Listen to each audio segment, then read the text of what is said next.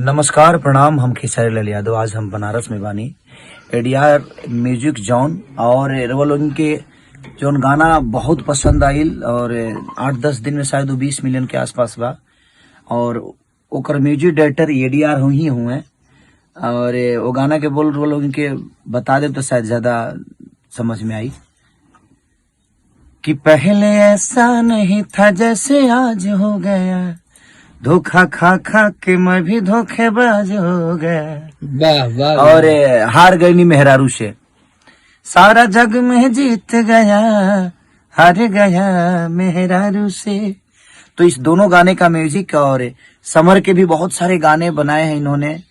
अभी रजा जाई ना बहरिया भी एडीआर का ही बनाया हुआ है।